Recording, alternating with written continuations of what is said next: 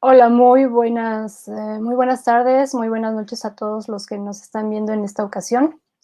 El día de hoy vamos a hablar acerca de un tema muy amplio, pero esperamos que también muy interesante para las personas, para el auditorio que nos estará viendo a través de esta transmisión.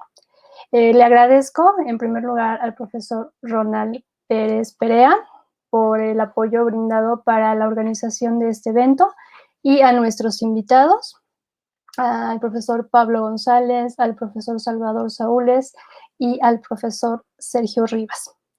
Mi nombre es María Gloria Uribe Pizano y soy docente en México de bachillerato. El día de hoy vamos a estar comentando acerca de el amor, la muerte y la pasión en la literatura y otras artes.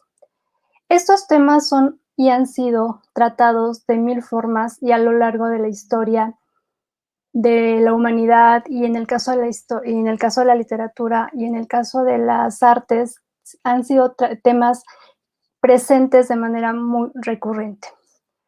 En el caso de la literatura recuerdo un texto titulado Sermón de que Dios no existe, dicho desde la torre del mundo por Cristo muerto.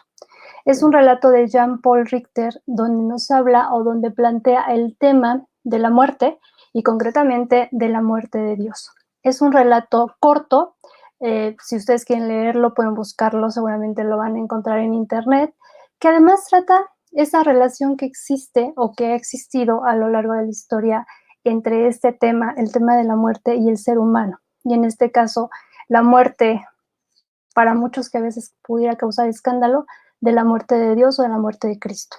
Pues vamos a empezar con nuestra transmisión ya a partir de lo que nos traen preparado nuestros invitados.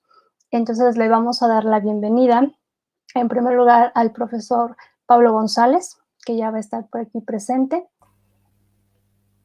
Hola, muy Hola, buenas tardes. buenas tardes. Buenas noches aquí en España, Bueno, en sí, Madrid.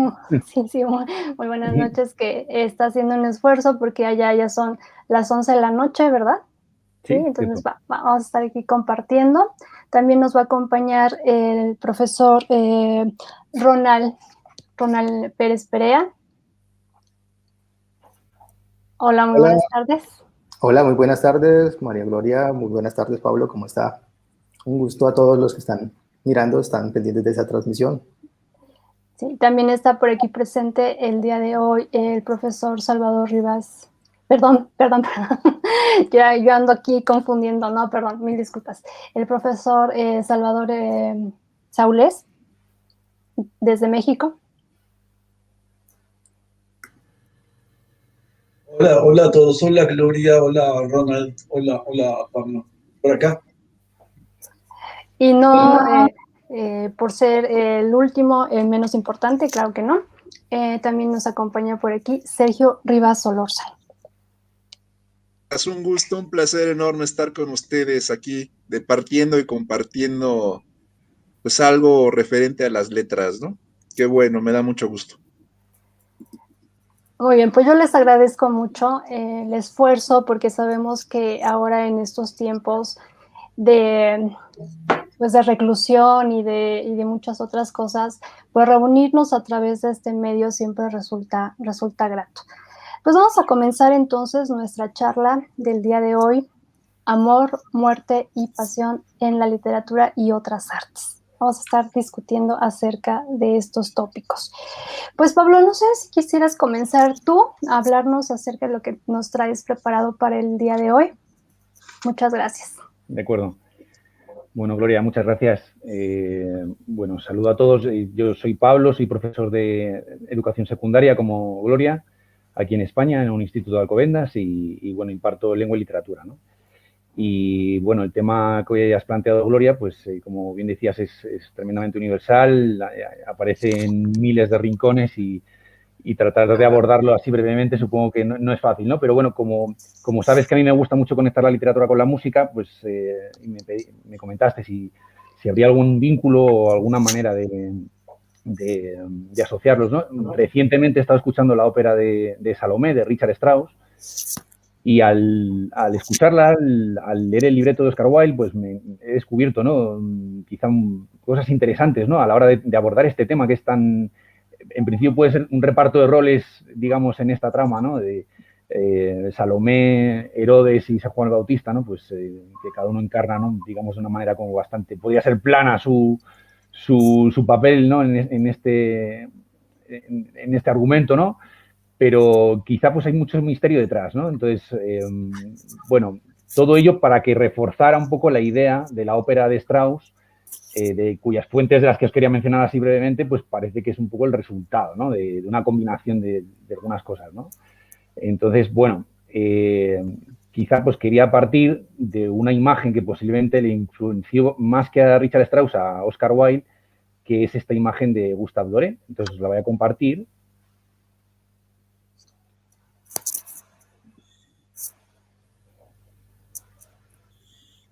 Creo que la estáis viendo. ¿Ahora la estáis viendo? Ya casi. Sí.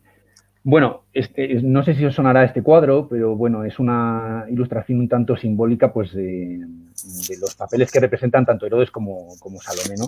A primera vista, pues parece que aquí tenemos un templo, pero es un templo muy especial porque tiene como demasiadas bóvedas, la iluminación, digamos, las fragancias que se desprenden, ¿no?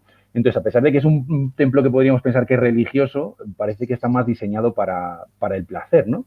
Y en el centro, pues vemos la figura, digamos, que vertebra todo, que sería Herodes, que está como hierático, casi parece un fantasma, ¿no? Y lo que entendemos es que está ahí, pues, conmocionado o, digamos, extasiado por el deseo tan profundo, ¿no? Que siente por Salomé, que la tenemos aquí delante. Y ella, pues, parece, pues, como que está diseñada o, pues, para, digamos, fascinarnos en cuanto a los 5 sentidos, ¿no? Pues la manera, evidentemente, en la que va a bailar, las joyas que lleva, que imaginaremos que se moverán, ¿no? Con esa música y producirán, pues, esos sonidos, y luego, pues, la voluptuosidad que ella en sí misma desprende, ¿no? Entonces, bueno, supongo que esta es una imagen bastante clásica, ¿no? En cuanto a Salomé como una mujer fatal que suscita la pasión de Herodes y que precisamente, pues, por dominarle en ese instante, ella va a acabar deseando lo máximo, que es matar a alguien, ¿no? En este caso, pues a San Juan el Bautista, ¿no?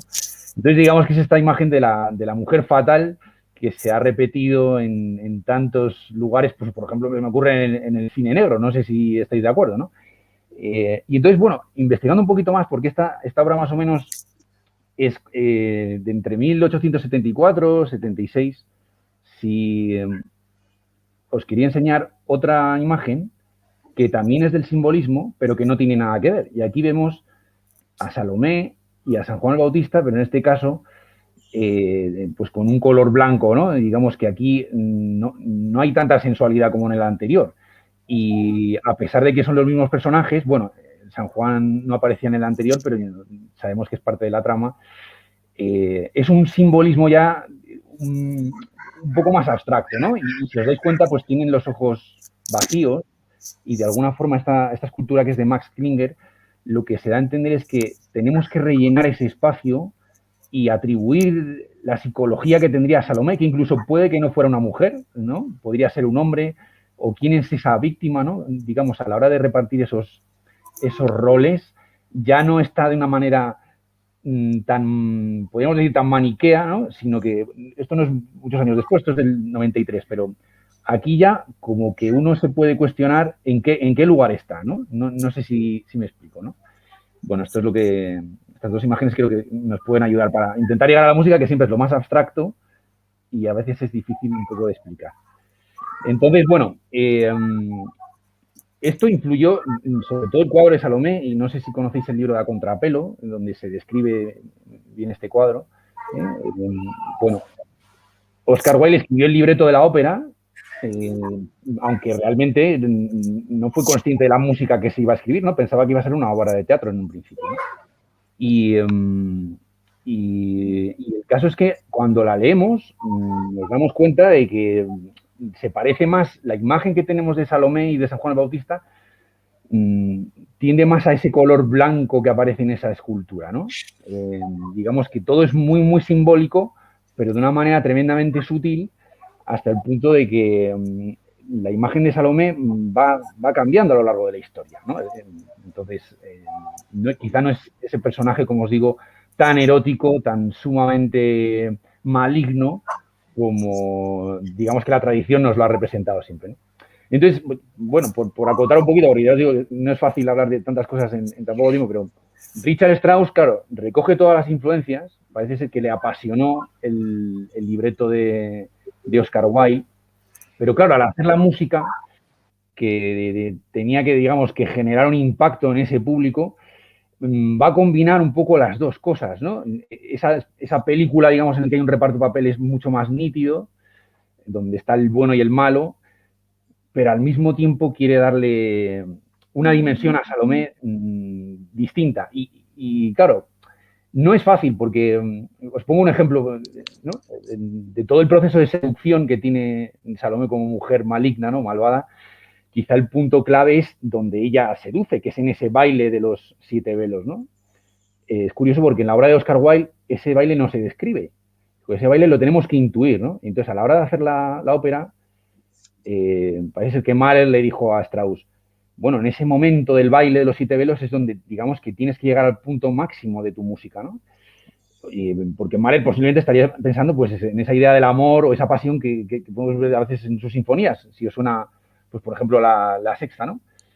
Y claro, Richard Strauss compuso quizá la pieza más, la parte más comercial para esa ópera, que es ese baile de los 7 velos, que tiene un aire así como mucho más moruno, mucho más, pues sí, más erótico, ¿no? Pero al margen de eso, está, digamos, la dinámica suya, que, claro, estamos a las puertas del siglo XX y todavía estamos en el romanticismo y son Mahler y Strauss los que van a cambiar, y aunque no se ha llegado todavía a la tonalidad, lo que ellos están haciendo es empezar a mezclar tonalidades diferentes, es decir, van a empezar a jugar con la disonancia para expresar esas ambigüedades, ¿no? Que hacen que Salomé no sea tanto Salomé o San Juan el Bautista pueda ser menos víctima de lo que es, ¿no? Digamos. Entonces, hay un reparto, ¿no? Digamos que Salomé tiene una tonalidad que es la de do sostenido menor y San Juan el Bautista tiene la de sol. Entonces, vamos yendo de una a otra y cuando se superponen, como os digo, se va a generar una disonancia que en aquel momento, cuando se escuchó, la gente pensó que aquella música era realmente diabólica. O sea, la verdad es que, bueno, no sé si conocéis un poco de la música en cuanto a intervalos, pero bueno, entre esas dos notas hay un intervalo que se usa mucho en el jazz, que digamos que son acordes sustitutos, pero claro, son acordes que se combinan hoy muy bien porque ya estamos acostumbrados a una música mucho más moderna. Pero en aquella época, digamos que era una colisión de dos esferas que el oído no estaba acostumbrado a escuchar, ¿no? Entonces, yo creo que ahí está un poco la clave, ¿no? En algunos puntos, que luego si diera más tiempo os podría decir en qué momentos se aprecia bien, Strauss de una forma sutil está jugando a que al terminar la ópera, pues nos quedemos pensando, bueno, ¿quién es realmente Salomé? ¿Quién es realmente San Juan el Bautista? ¿Quién es realmente Herodes? ¿No? Entonces, la música, además, como no se puede realmente describir con palabras, pues siempre estará libre de interpretación y, bueno, yo creo que a día de hoy sigue siendo una ópera bastante vanguardista. Bueno, no lo sé. En fin, van un poco por ahí los tiros. Es que, Gloria, como ves, son muchas cosas. Tampoco quiero abarcar demasiado, pero por ahí va. Sí, pero gracias. La intención es esta, ¿no? De que podamos ir uniendo nuestras diferentes perspectivas, porque en muchas ocasiones, y sobre todo para nuestros chicos, en el papel que tenemos como profesores, muchas veces para nuestros chicos es difícil ver estas relaciones, ¿no? De cómo podemos relacionar la música con la literatura, la danza con la literatura, la pintura con la literatura y tantas otras artes. En el caso de nuestro siglo, el cine, ¿no? O sea, cómo establecer esos lazos entre el cine y la literatura. Porque como yo les decía en alguna ocasión a mis alumnos, estamos contando historias, ¿no? Estamos contando historias y estamos leyendo historias desde diferentes perspectivas o desde diferentes visiones. Y yo creo que esto es muy enriquecedor, o sea, ver nuestros conocimientos o aprovechar nuestros conocimientos, no solamente de la literatura, sino de otros ámbitos para poder también acercar a, a nuestros chicos, acercar a nuestros alumnos a la literatura desde ángulos diferentes. No sé qué piensen Salvador, Sergio, a partir de lo que ha dicho Pablo también. Bueno, en mi caso, Sí. siento que obviamente todas las artes están relacionadas. De hecho, Pablo obviamente ha hecho la relación entre música, pintura, escultura, danza. O sea, ahí obviamente en todo lo que nos habló se ve perfectamente la relación que existe entre todas las artes. Como que yo siento que los literatos tienen ¿cómo llamarle? Una especie de respeto muy grande hacia los músicos, porque obviamente el conocer de música y el ser músico y el exponer, el presentar una obra musical, pues bueno, puede hablarnos de muchas cosas, ¿no? Yo un poco lo que siento aquí es, digamos, cómo nos centramos y aterrizamos en el tema de la plática, porque obviamente, como yo lo decía la vez pasada, toda la gente, todos los seres humanos tenemos en la boca la palabra amor, y aunque no lo queramos, en muchos sentidos también la palabra muerte. Lo digo porque obviamente, como diría el paisano de Pablo, Fernando Sabater, eh, un poco la idea esta de eh, la persona que quiere o desea la muerte no es una persona buena, ¿no? O al menos yo eso fue lo que recogí un poco de alguna lectura que hice de Fernando, que me parece un escritor y un filósofo muy interesante además. Y bueno, creo que, digamos,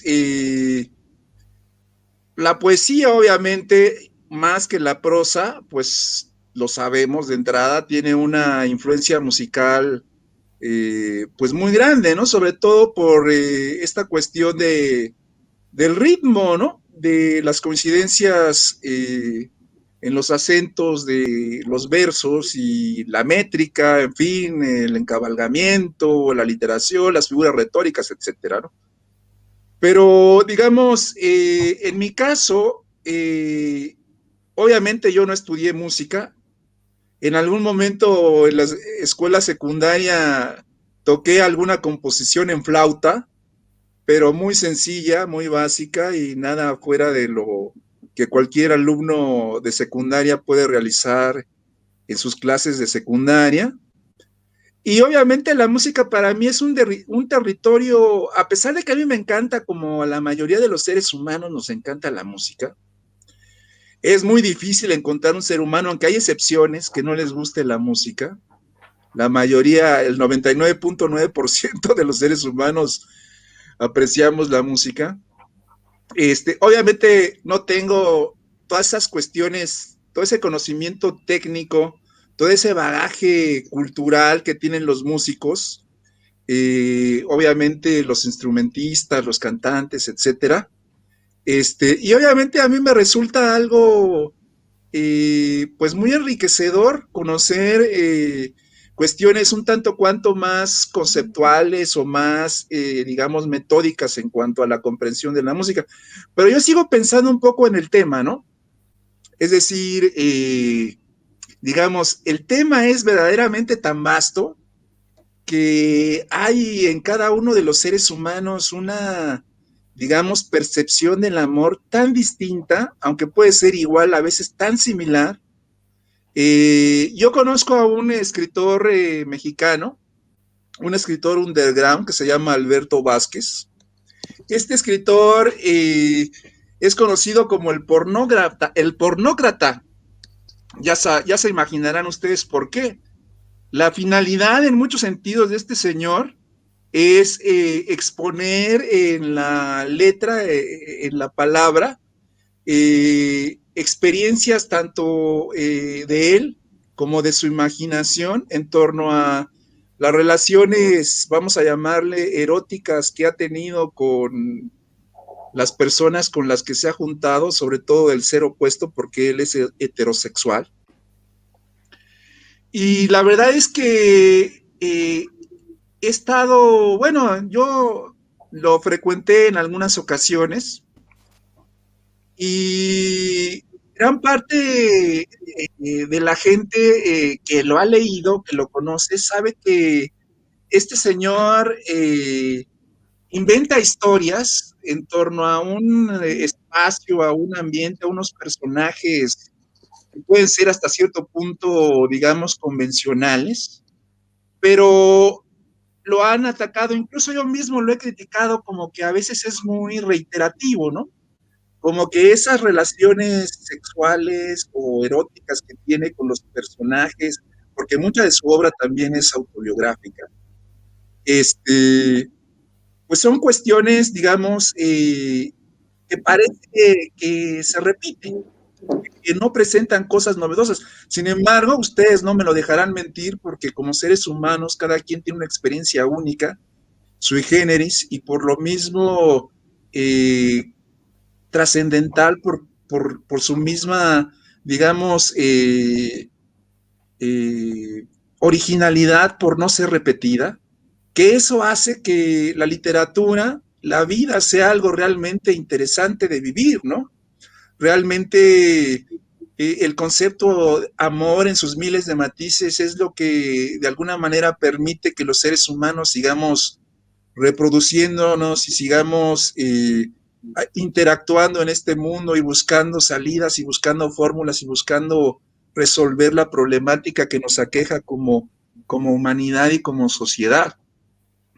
Entonces, pues esto que les mencionaba de este amigo, nada más es para ejemplificar de una manera concreta cómo somos tan verdaderamente diversos, aunque contradictoriamente a veces tan reiterativos, que eso nos permite tener una amplitud de miras, una amplitud de conocimientos, una amplitud de percepciones de la realidad que nos hace realmente, pues creo yo, o al menos yo así lo veo, apreciar la vida y querer seguir estando en este mundo para disfrutar del amor y pues quizá no de la muerte, pero sí de la pasión, ¿por qué no? Sí, es cierto, porque, bueno, no sé, además este concepto que los diferentes pueblos tienen acerca de la muerte también es, es prueba de la visión que no sé si paradójicamente tenemos de la existencia o tenemos de la vida. Salvador, a partir de lo que nos traes preparado. Pues muchas gracias. Muy bien, primero tratando de vincular los comentarios con lo dicho por Pablo y con Sergio, diría yo primero, bueno, muchas gracias, Pablo, por hacer este vínculo y esta relación con las distintas artes, en particular la música. Creo que la música es una de las artes que pueden atraer muchísimo a los estudiantes. A ver si en algún momento puedes comentar, yo diría, en particular, y tiene que ver con algo que voy a comentar más adelante yo, con los estudiantes estuve trabajando mucho estas historias precisamente de amor y muerte. Hay un texto de Denis de Rougemont, este famoso libro que se llama Amor y Occidente, este ensayo famoso que se llama Amor y Occidente, este texto francés, y empieza con una cita del Tristán, esta historia de Tristán, ¿no? La famosa historia de Tristán e Iseo. Y la frase está hermosa porque dice, os gustaría contar, señores, os gustaría oír un bello cuento de amor y muerte. Dice Denis de Rougemont que son las temáticas que nos apasionan en el mundo occidental, ¿no? ¿Por qué lo cito esto? Porque la historia de Tristán y Iseo fue trasladada a una ópera, ¿no? Creo que Wagner fue el que hizo esta ópera, ¿no? Y con ellos, Pablo, he trabajado con los estudiantes, por ejemplo, los Nibelungos, por ejemplo, y a partir de ahí Wagner no hizo todo el asunto del anillo de Nibelungo y todo el asunto, ¿no? Hay una versión ahí interesante. Esto siempre ha sido un reto para mí, cómo vincular esta ópera con toda la historia, ¿no? No tengo claridad, por ejemplo, cómo Wagner, no sé si estés enterado, Juan, cómo hizo su propia versión del Tristán y Iseo y luego cuál fueron las modificaciones. Estaría bien comenzar un poco así a bote pronto, Pablo. ¿Qué podrías decir sobre esto de estas versiones de Wagner, si las conoces? La ópera, por supuesto que la conozco, lo que pasa es que el tema no he profundizado en ello, Salvador. No podría decirte, el problema además de Tristán y Isolda es que es una ópera, así como Salomé es relativamente corta, la ópera de Tristán y Isolda es un mastodonte.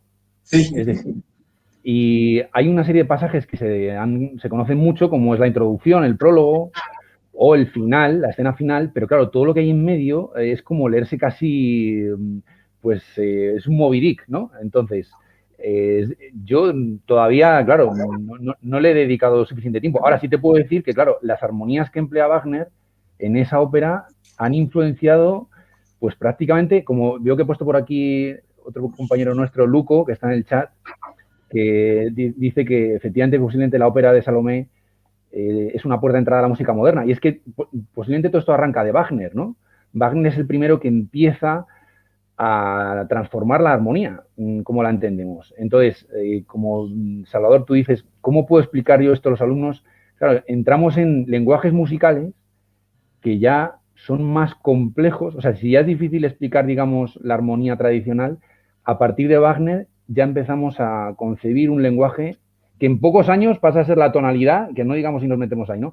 Pero, por ejemplo, si, no sé si os suena Schoenberg o Alban Berg, ellos lo que hacen, por ejemplo, es tomar esas ideas de Tristán y Isolda, sobre todo Alban Berg, y las van manipulando. Es decir, ahí hay una puerta a un nuevo lenguaje que es infinita, por así decirlo. Y si encima intentamos conectarlo con la tradición nórdica, pues entiendo que es complicado, pero yo creo que tienes razón, Salvador, en cuanto a que con esa música que tiene Wagner, que es tan cautivadora, yo creo que sí que se puede llegar, se ha empleado en contextos tan distintos, pero funciona tan bien que yo creo que puede ser una herramienta útil, ¿no? A la hora de abordar temas además que suelen ser universales, como lo que estás planteando, que a todos nos interesa el amor y la muerte, pues es que quizá los acordes que emplea Wagner en Tristán y Isolda son los que mejor expresan esas emociones.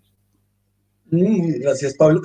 Retomando lo que dijo también Sergio sobre la poesía, que precisamente es lo que más se podría acercar a la música, y este tema universal que es el amor, hay que recordar estas grandes definiciones de lo que significa, cómo se podría clasificar el amor, ¿no? El amor pasión, el amor amistad, etcétera, etcétera. Pablo, no recordará seguramente que en Tristán e Iseo se habla de que el filtro de amor le provoca a la pareja solamente 2 años, creo que 3 la versión, hay otras versiones, solamente 2 años de amor-pasión, o sea, se entregan absolutamente a la pasión y al final se odian. Eso es lo interesante y a partir de ahí mucha gente ha sacado deducciones al decir que el amor-pasión real solamente dura 2 años. No sé qué sea después, pero habría que verlo, ¿no? Sí, como Eneas y Dido en Cartago, ¿no? Básicamente. Bueno, claro, como Dido. Muy bien, no sé si me da tiempo, Gloria, para mencionar rápidamente el tema que había trabajado, no me pasaré mucho. ¿Sigo? Sí, sí, está bien. Nada más, antes a mí me gustaría hacer una anotación aquí para que vayamos también haciendo relaciones acerca de esto. No sé si ustedes recordarán también hablando de ópera y también en relación con lo que Sergio nos compartía en alguna otra ocasión acerca de este otro libro de Goethe, de Werther, que hay una ópera de Werther, que me parece, si no recuerdo mal, que la música es de un compositor francés, Jules Massenet, y el libreto me parece que es de Edouard Vlo, si no recuerdo mal, y pues también se plantea este mismo tema, ¿no? Acerca de esto que estamos comentando el día de hoy, del amor y del amor idealizado, ¿no? Del amor que siente Werther por Charlotte, que es un amor completamente idealizado en relación con esto que también tú estás comentando acerca de que dura cierto tiempo y que después de eso pues ya viene la terrible realidad, o no sé si terrible realidad, pero sí la realidad de conocer o de ver a la persona como en realidad es, que también es parte del tratamiento que nosotros encontramos acerca del amor, de esta idea del amor platónico, del amor idealizado en la literatura. Bueno, Octavio Paz habla un poco en este ensayo famoso, es la llama doble, precisamente la llama es la representación de lo que significa el amor. Estas tonalidades, la llama cuando la enciendes alcanza un tono rojo, que es el amor-pasión, pero cuando la llama empieza a adquirir una tranquilidad y empieza hasta alargarse, la flama de una vela, por ejemplo, empieza a adquirir un tono naranja y empieza a marcar cierta estabilidad. Decía Paz, es que en realidad el amor es así, es el rojo inicial que es mucha pasión y después una tranquilidad. Hay una frase que él también dice que, a ver, cuando los amantes se quedan viendo a sí mismos, lo que va a provocar es que se quedan petrificados. No, más bien que vean a un solo objetivo, ¿no? Para hacer crecer este tipo de amor y no solamente quedarse viendo como si se enamoraran apasionados en estas historias de amor. Así sucede en esta historia breve que yo elegí, que es esta historia de Francesco y Paola, de Francesca de Rimini y Paolo Malatesta. Es la historia de dos amantes que cometieron este pecado de la lujuria. ¿Cuál fue el pecado de la lujuria que cometieron? Bueno, pues resulta que estaba casada Francesca de Rimini con el hermano de Paolo Malatesta. Una pequeña historia muy, muy simple en periodo medieval en Italia, donde y al darse cuenta que Francesca fue casada por obligación con el hermano de Paolo Malatesta, cuando Francesca se da cuenta que no ama al hermano de Paolo, además el hermano de Paolo es contrahecho, y conoce al hermano, que es Paolo, queda perdidamente enamorado. Hay que recordar esta historia mitológica del Cupido travieso que tiene en un carcaj flechas con puntas de oro y flechas con puntas de plomo, unas provocan el deseo, la pasión, y otras provocan el odio, ¿no? Y el Cupido es travieso, entonces hizo la travesura, Cupido ahí con la relación y provoca el amor entre Francesca y Paolo, y por supuesto el hermano se da cuenta y al darse cuenta que los están engañando, los mata, los asesina. Esta pequeña historia la retoma, por supuesto, ¿quién? Dante Alighieri en la Divina Comedia, en el canto 5, y los ubica en el segundo círculo, los llamados lujuriosos.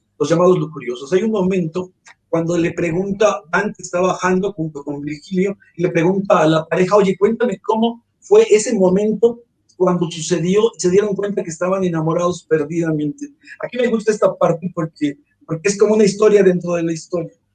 Francesca le dice, bueno, te voy a contar con toda la tristeza, es recordar un tiempo feliz, ¿no? En momentos de tristeza. Te lo voy a contar. Resulta que estábamos leyendo otra historia, fíjense, estaba leyendo otra historia de infidelidad. Estaba leyendo la historia de los caballeros de la mesa redonda, cuando Lancelot se enamora de la esposa del rey Arturo, que es Ginebra, ¿no? Apoyada por Aleoto, que era otro caballero de la mesa redonda.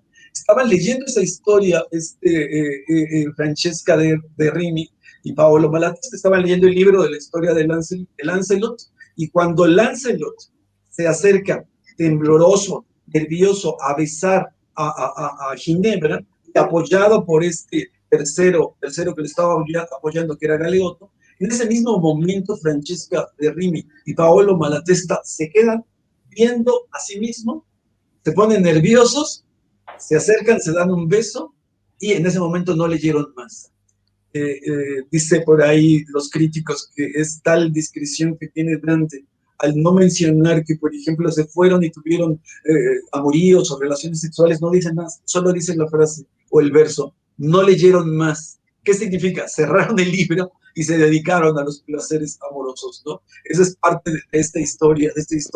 Hay un verso, hay un fragmento que Borges cita de este verso, diciendo que en realidad lo que hizo Dante al hablar de la historia de Francesca de Rimini y Paolo Malatesta es hablar de la historia imposible que tuvo Dante con Beatriz, ¿no? Dice Borges que Dante amaba a Beatriz, pero Beatriz en realidad no le hacía o no le importaba a Dante. Entonces Borges dice que esta historia, dice, pienso en Francesca y en Paolo unidos para siempre en el infierno, y cita este verso, en verso en italiano dice, questi che non sia diviso.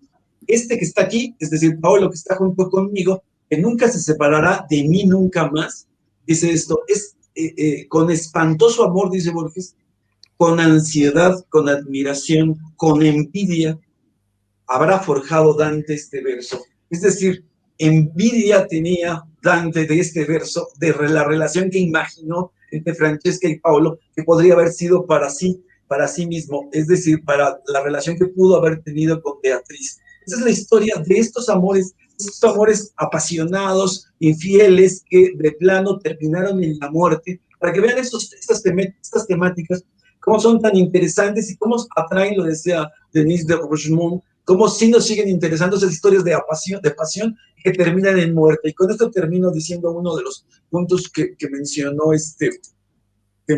Pablo. Pablo hablaba de las mujeres fatales, ¿no? ¿Cómo son tan interesantes estos personajes, ¿no? De las mujeres fatales, y los mencionabas en el sentido de cómo los ubicas en la novela negra. Hay una novela negra que me encanta, que es una de mis clásicas novelas negras, que es por supuesto, que es la del Halcón Maltés. Seguramente podrás comentar algo, Pablo, de Dashiell Hammett. Y la mujer tiene, la protagonista, no recuerdo el nombre, es el carácter típico de la mujer fatal, ¿no? Nos interesan las historias que terminan con pasión, ¿no? Terminan con muerte, y donde las protagonistas tienen estas características, ¿no? Bueno, esto es lo que puedo comentar por ahora. Gracias. Sí, muchas gracias. Pues en relación con esto, Sergio, sí, efectivamente voy para allá. Ahorita que mencionó Salvador, La llama doble, que es un libro que a mí también me encanta, de Octavio Paz, obviamente. Me acordé de una frase que cuando estuve con Eduardo Lizalde, el poeta Eduardo Lizalde, le preguntaba qué opinaba de esta frase. La frase dice que es tomada de La llama doble. A mí me encanta, me gustaría saber su opinión. Como estamos en un espacio tan limitado, creo que mucho de lo que podemos decir son simplemente aforismos o frases hechas o apotegmas o cosas por el estilo, cosas muy cortas, ¿no? Entonces la frase dice: la poesía es la erótica verbal y el erotismo es la poética corporal. Entonces, pues eso decía Paz, y la verdad es que yo desde que leí esa frase me encantó. Y bueno, ¿qué puedo decir?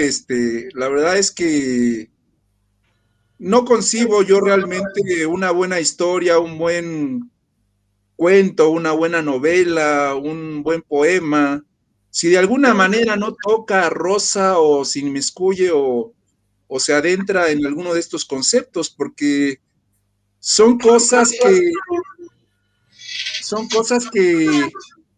que nos atañen tanto como el comer, como el vestir, como el salir a trabajar, ¿no? Como el, no sé, cuidar a los hijos, cosas por el estilo, ¿no? Entonces, pues realmente ahí está, en estos temas está la beta inagotable de los escritores, y yo creo que no solamente de los escritores, sino también de las artes en general, y por qué no, de la sociología, de la antropología, de la física, de la química, de las matemáticas, de etcétera, etcétera, ¿no? En fin, ¿qué puedo decir? Bueno, realmente creo que uno puede enriquecer en muchos sentidos la plática y la discusión o la conversación con experiencias que son de uno mismo y que por eso son interesantes o relevantes, porque nadie más las ha tenido, ¿no? Y entonces compartirlas nos permite, pues de alguna manera, ser copartícipes de eso, aunque no estemos de acuerdo, a final de cuentas, en lo que se esté tratando, ¿no? Pero bueno, quise compartirles esa frase de Octavio porque la verdad se me hace muy relevante.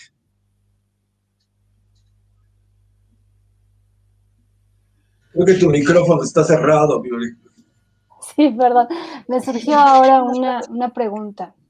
Obviamente son temas que son subjetivos ya de por sí.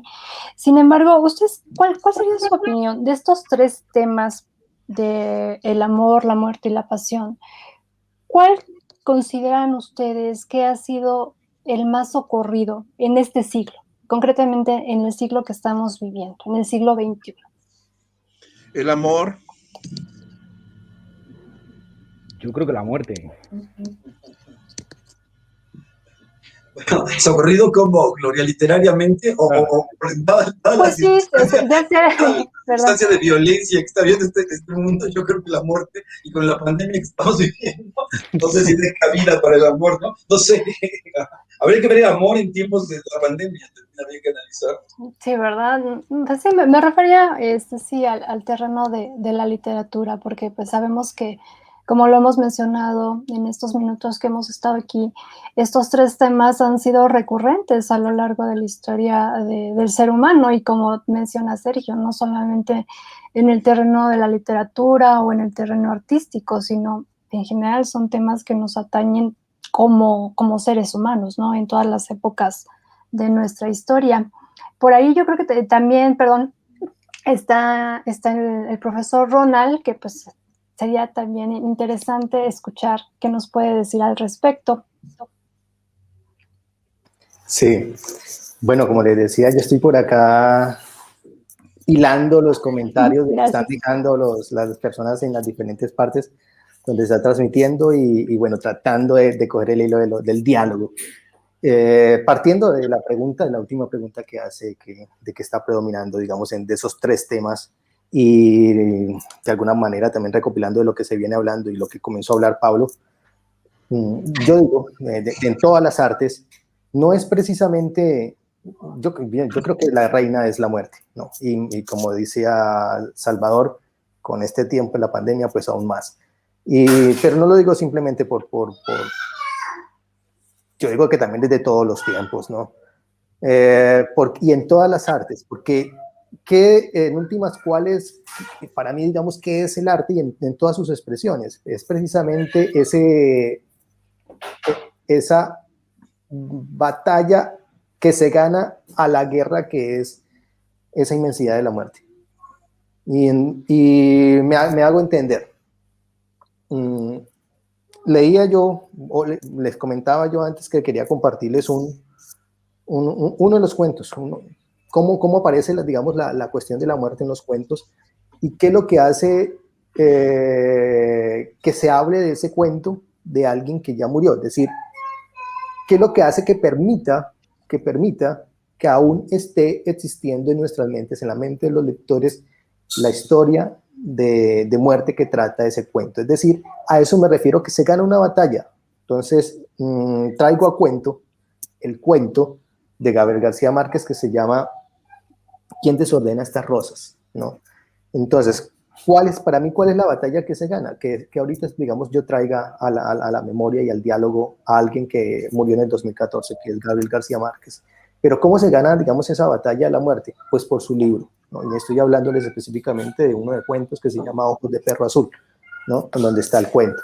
Entonces, a eso digo yo que es ganarle una batalla a la muerte, ¿no? A eso que vamos a inevitablemente perder, es una guerra que vamos a perder indudablemente, y de ahí de que para mí la muerte sea, digamos, la reina dentro de esos tres temas que ha mencionado la profe María Gloria Uribe, y dando respuesta a su pregunta. Y para complementar un poco lo que digo, pero no, digamos, no lo podíamos ver simplemente así, sino que también teníamos que mirar de cómo se relacionan las dos cosas, es decir, es la muerte, pero detrás de ella está precisamente la vida, esa cuestión dialéctica que siempre, digamos, se persigue. Y para ello también, digamos, traigo a otro autor colombiano de poesía, un poeta, que se llama León de Grave. Y bueno, esto fue ¿qué? Ayer me puse a hacer un video compartiendo un poema de él, donde precisamente comienza sus primeros versos diciendo: juego mi vida, cambio mi vida, de todos modos la llevo perdida. Entonces es un poema, ¿no? Es un poema, digamos, que si bien habla de la vida, de lo insignificante de la vida, de que se puede perder, digamos, de qué tan poco valor tiene la vida, y que se puede perder en cualquier momento precisamente, pero que no habla en ningún momento, menciona la muerte, pero está ahí presente, digamos, en todo momento. De hecho, finaliza diciendo, no lo menciona la cuestión de la muerte, pero finaliza diciendo en los últimos versos, dice, o por dos huequecillos minúsculos en las sienes, por donde se me fugue en grises podres toda la hartura, todo el fastidio, todo el horror que almaceno en mis odres. Si bien, ¿dónde está la muerte? Pues ahí, precisamente, en esos huequecillos, en las sienes, ¿no? Entonces, pues, esa sería, digamos, siendo un poco cortos y dóciles con ese otro tema, digamos, que también está presente, porque es que la cuestión se refiere a ese otro tema, que es el tiempo, y de cómo el tiempo es digamos, es otra cara de la muerte, ¿no? Otra cara que nos hace estar presente en la muerte. Pues sí, muchas gracias. Todas estas visiones, estas aportaciones, pues nos hablan, ¿no? También de la relación que nosotros mantenemos y de la visión que nosotros tenemos acerca de estos temas. Cada uno de nosotros tiene una idea, yo creo, cuando nos hablan o cuando nosotros hablamos acerca del amor, acerca de la muerte, acerca de la pasión. A mí me surge ahora otra pregunta. De estos 3 temas, ¿cuál es el que de alguna manera les ha llevado a estudiar a determinado autor o a escribir sobre determinado asunto? El amor, la muerte, la pasión, y cuáles serían esas razones. ¿Puedo empezar? Gloria? Sí, claro que sí. Y mira, lo voy a relacionar rápidamente con la anterior pregunta. No quisiera yo que el mensaje, si bien la temática que está predominando puede ser la muerte, quisiera mandar un mensaje sobre todo a mis estudiantes un poco más positivo, digamos, ¿no? Que no pensemos que es la otra cara de la muerte. ¿A qué voy? Son 2 textos que quiero mencionar rápido. Hay un texto que me encanta que se llama Gringo Viejo, que es una novela de Carlos Fuentes.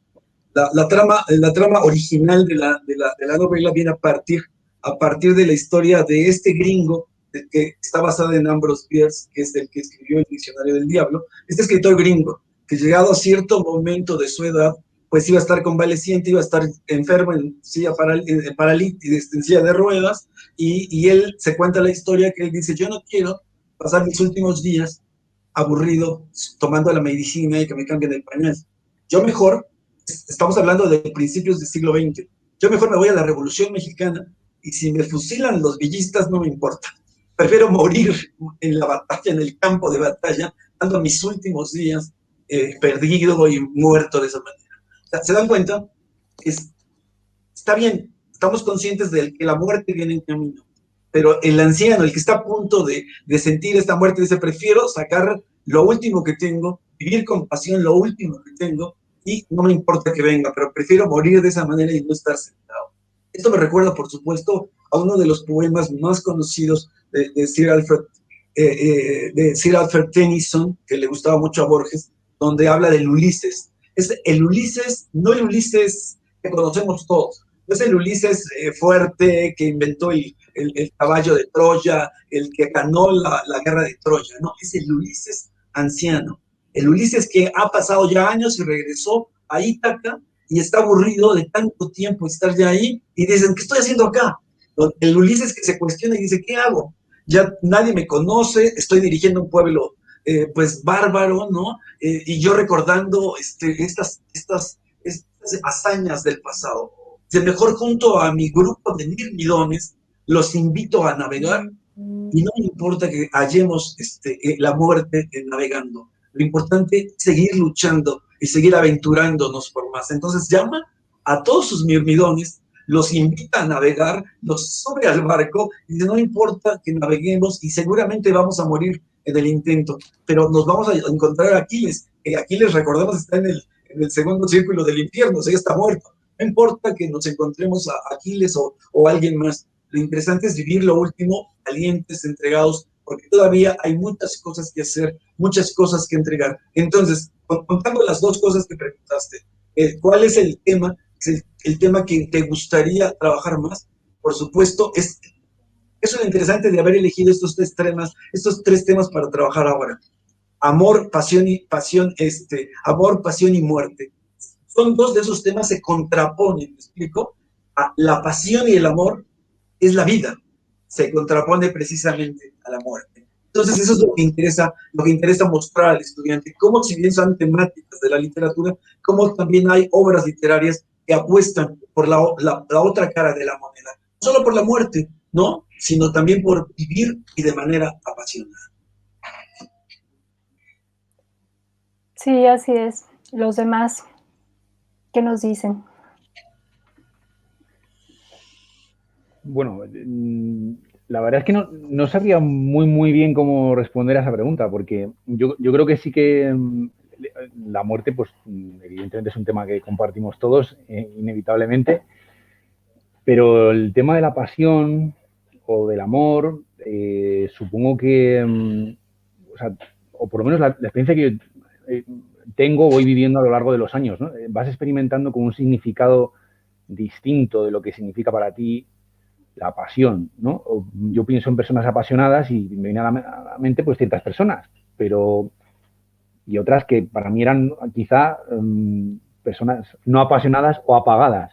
Y a medida que he ido descubriendo cosas nuevas, me di cuenta de que esas personas que a lo mejor no tienen esa energía o ese amor, digamos, tan que se percibe, ¿no? Quizá de una manera más evidente, participan de la misma intensidad, pero de otra manera. Y a eso les llamamos pasión. Pues no sabría muy bien, no sé si me explico por dónde voy. Entonces, si yo lo intento trasladarlo a la música, no hay músicas, claro, que asociamos con ese sentimiento y que posiblemente pues, son las que más nos conectan o nos suele ocurrir cuando eres más joven y los pasajes que más te llaman la atención son los más dramáticos, ¿no?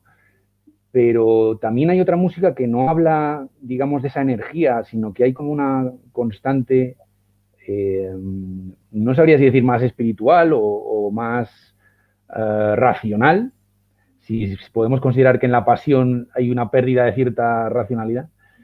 Y a lo mejor eso es más intenso incluso que esa pasión que hemos identificado, pues como puede ser a lo mejor en el momento en el que yo, ¿no? Pensando en Salomé, pues en el momento en el que coge la cabeza de San Juan, ¿no? E intenta besarlo cuando ya está muerto, ¿no? Entonces, la pasión, es que sería la pregunta, ¿realmente tendemos a encasillar o a atribuirle un significado? Estaba mirando ahora el significado de pasión en el diccionario y es que realmente, digamos, esa afición vehemente aparece en el significado número 7. Lo primero que dice es ese padecimiento. Entonces, ¿qué significa realmente la palabra pasión? ¿No? Y quizá pues eso nos llevaron a la vida entera a descubrirlo. No lo sé, ¿eh? Entonces yo, como digo, que hay músicas que yo escucho y que asocio con un sentimiento mucho más intenso y antes lo calificaba como apasionado y ahora me doy cuenta que otras músicas que no despiertan, digamos, esa energía, pero siguen siendo pasión, no sé si es el atributo, no sé si me explico por dónde voy, ¿no? A lo mejor estoy abriendo otra ventana y se complica el tema, pero...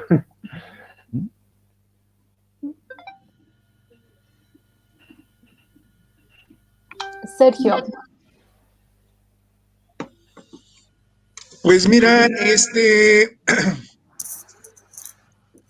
yo creo que a veces, en muchas ocasiones, nosotros los profesores de literatura, me estoy refiriendo en concreto a los profesores de la Escuela Nacional Preparatoria del Colegio de Literatura de la Prepa 8 del turno de la tarde,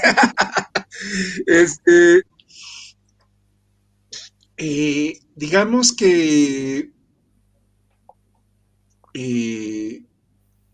hablamos y hablamos de una manera pertinente, oportuna, correcta, lo más, digamos, académica e institucionalmente que se puede, por ejemplo, el día de hoy.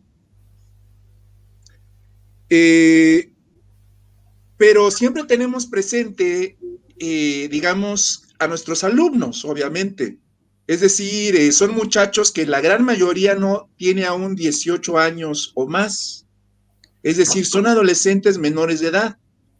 Cuando uno es adolescente, cuando uno es niño, uno quiere ser adulto, pero cuando uno es adulto, uno quiere ser adolescente o niño. Yo voy a esto porque, digamos, hay alumnos, o sea, ¿cómo le puedes decir tú a un alumno, lee literatura juvenil, lee literatura infantil, cuando el alumno te está exponiendo, te está hablando de Juliet del Marqués de Sade, ¿no? Es decir, afortunadamente en mis clases yo me encuentro todos los años con alumnas sobre todo, pero también alumnos que realmente leen de manera, digamos, voraz, ¿no? O sea, leen verdaderos tabiques, así que yo me quedo sorprendido y me alegro y me reconforto y digo, qué bueno. La verdad es que yo aprendo mucho de mis alumnas y creo que a veces uno peca de inocente por varias razones, ¿no?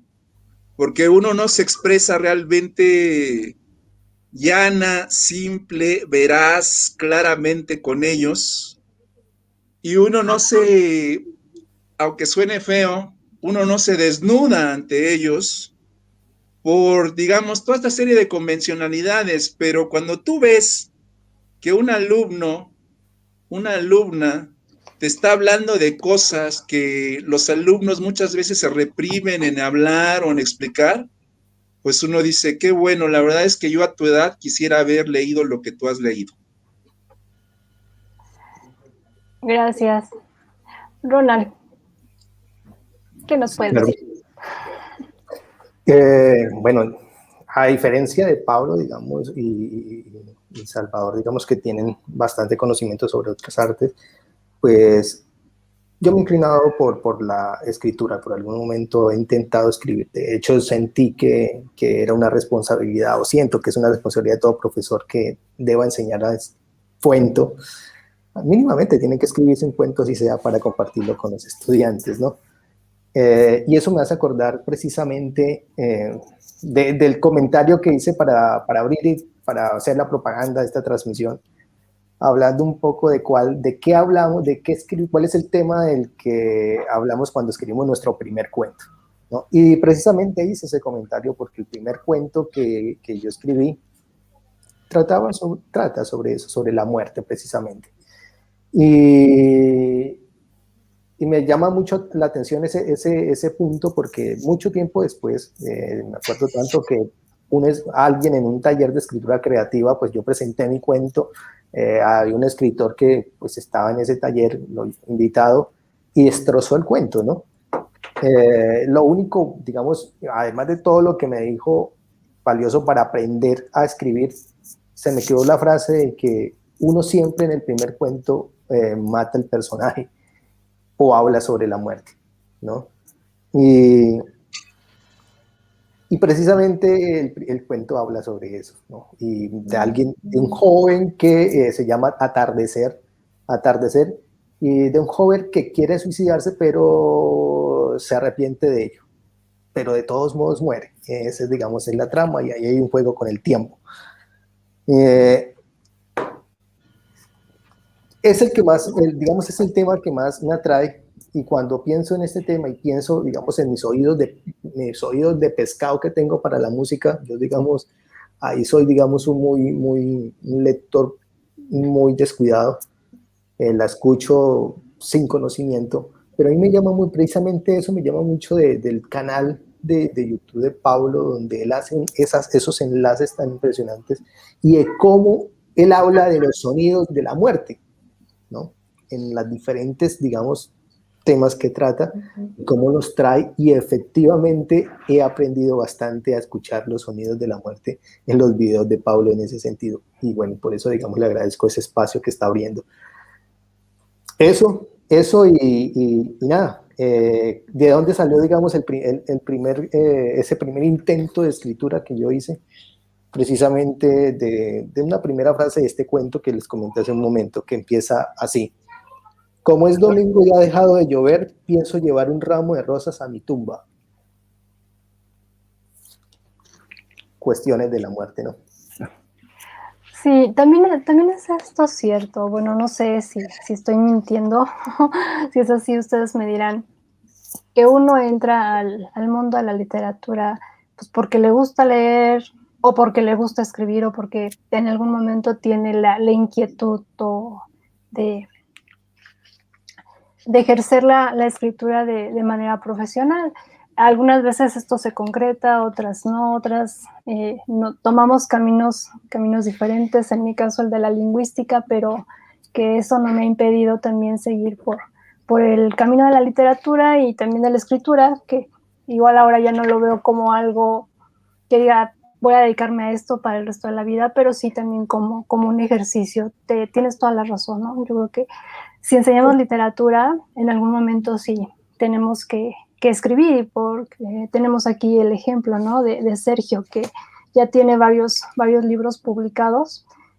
Ojalá y pudiéramos en algún momento volvernos a reunir y ya hablar un poco acerca de esto, ¿no? De esta otra faceta, y que pues también en el caso de que, bueno, no en el caso, desde nuestra perspectiva como profesores, como docentes, pues que nuestros alumnos también vean esa otra parte, ¿no? Que muchas veces lo comentábamos también en alguna otra ocasión, que los chicos tienen una idea, las chicas tienen una idea de su profesor o de su profesora, a veces un poquito alejada de la realidad. Al final de cuentas somos seres humanos igual que todos y pues hacemos las cosas que todas las personas realizan.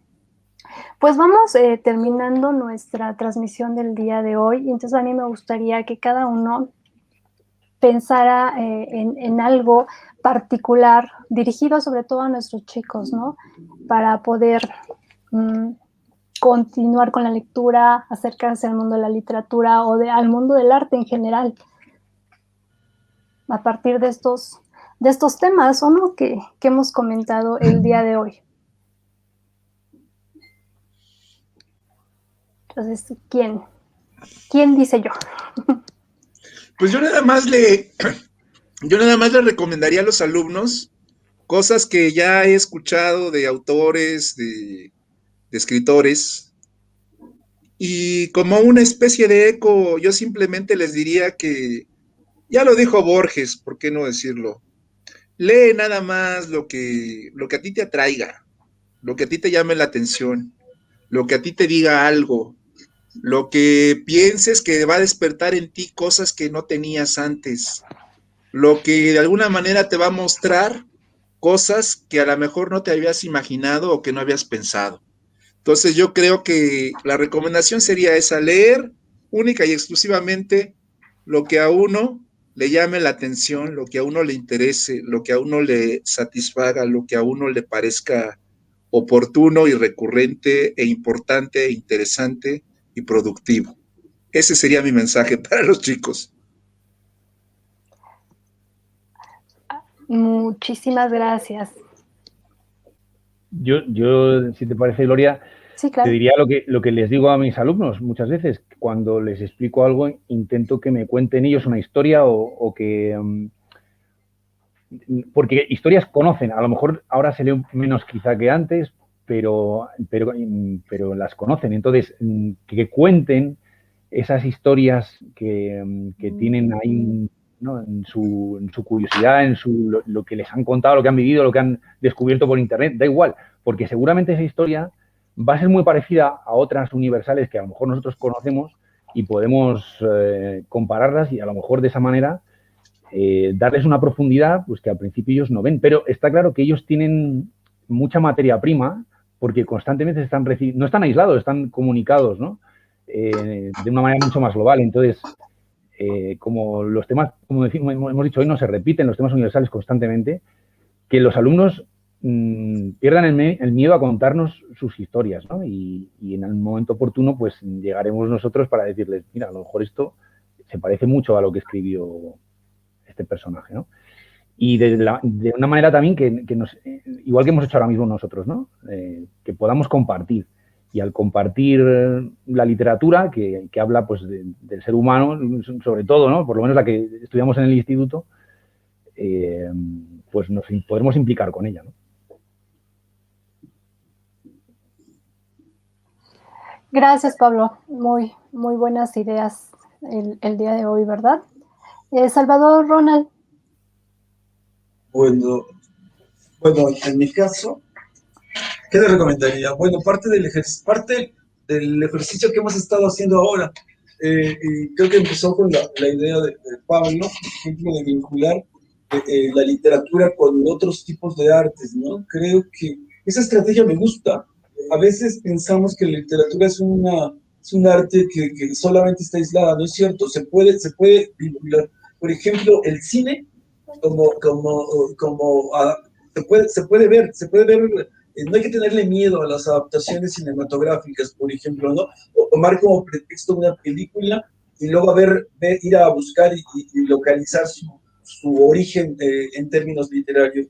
No solamente la cinematografía, sino, por ejemplo, la pintura.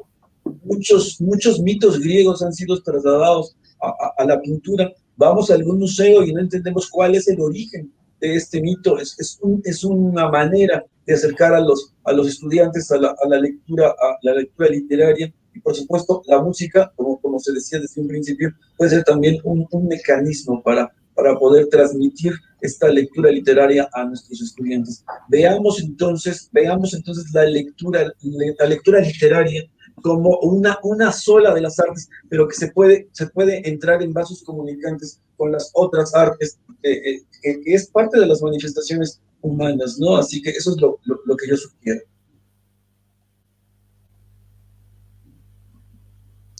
Pues muchas gracias. Ronald, ¿qué nos dirías? ¿O qué les dirías a los que nos están viendo o a los que nos vayan a ver posteriormente? Claro. Primero, lo primero que les digo es que, digamos, están en un tiempo supremamente afortunado de beneficios de una herramienta que puede ser utilizada como todas las herramientas tecnológicas para dignificar la vida humana, ¿no? La vida no solo humana, la vida en general. Y digamos, parte de ellos es, por ejemplo, lo que estamos haciendo ahorita con los diferentes profes. Pablo desde Madrid, María Gloria, Salvador, Sergio desde España. Para ustedes será más cotidiano. Pero ¿a qué voy? Voy a que ustedes van a tener la posibilidad de encontrar, digamos, de tener más asequible todas las artes, todas, y hacer vinculaciones mucho más elaboradas de las que nosotros tenemos. Por ejemplo, yo sé que de pronto algunos de ustedes, o tal vez muchos de ustedes, han visto Black Mirror, ¿no? Black Mirror. Yo había estado como con mis licencias de verla y este año la vi, ¿no? Y me sorprendió bastante una cosa, ¿no? Una cosa supremamente interesante. Yo pensé que ya las películas de terror o las que manejaban el tema del miedo no me iban a producir nada, digamos, ya nada de esto. Pero ¿qué pasó cuando vi Black Mirror? Me di cuenta de que hubo algunas escenas, algunos episodios que en verdad me causaron miedo. Tanto miedo de que duré en un tiempo 8 o tal vez 15 días tapándole la cámara al computador, ¿no? Tapando las cámaras porque me están mirando, ¿no? Entonces eso, digamos, son los nuevos miedos que trae las nuevas formas de interacción, vida, y cómo estas se reflejan en las artes, en este caso del audiovisual, ¿no? El cinematográfico, y en esta nueva, bueno, no es nuevo, las series no es nuevo, ¿no? Pero es eso, parte de lo que estamos hablando, de esas formas de simbolizar, y muchos de los temas que se tratan, digamos, en esta serie, que el tema es el miedo, diferente a los que estamos tratando hoy aquí, es el miedo, se han vuelto a reencauchar. De hecho, el de las abejas, ¿a quién no le causó miedo? O al menos yo, cuando vi la película de las abejas, esa primera película, hace mucho tiempo, me causó miedo, y por cómo las abejas podían matar a una persona o poner en causa a una comunidad. Pues hay una de los episodios tiene que ver con unas abejas diferentes, pero es el mismo tema, ¿no? Y cómo se vuelve y se reencaucha. Entonces eso me parece, digamos, esa relación que uno puede hacer de cómo ese pasado se vuelve el presente, pero este presente trae cosas nuevas, es parte de lo que nosotros podemos aprender, podemos encontrar en este espacio de las artes, ¿no? De las artes, y que siempre será, digamos, un lugar donde sin duda alguna vamos a encontrar esos lados oscuros, si se quiere decir, de los seres humanos y de lo que es este vasto mundo, incluyendo el universo, ¿no? De tanto espacio oscuro que hay ahí afuera y que podemos explorar desde cualquier arte, literatura, música, pintura, en fin. Pues les agradezco a todos su disposición, su interés por participar el día de hoy, de podernos reunir aquí. Y les hago la invitación. Ronald, también muchísimas gracias por el apoyo, por la difusión del evento a través de Microclase, a través de Cultura Jacana, de las páginas de Facebook que ustedes tienen. Los invito a que vean el canal de Pablo, el canal de YouTube, que sí es una propuesta muy interesante. También los invito a que se den una vuelta por el canal que tengo de YouTube, Español para Todos, y hay otros compañeros, como también está el profesor Enrique Luco, que también desde Argentina tiene su canal de YouTube, pues que estamos haciendo aportaciones, ¿no? En la medida de nuestras posibilidades. Pues no me queda más que darles las gracias también a los que estuvieron presentes el día de hoy, escuchándonos aquí, a pesar de que hoy es sábado y que todavía estamos en vacaciones, ¿no? En días de asueto. Pues les agradezco muchísimo. Muchas gracias. Muchas gracias. Que Un placer. Por allá. Un placer. Gracias, muy buenas tardes, buenas noches.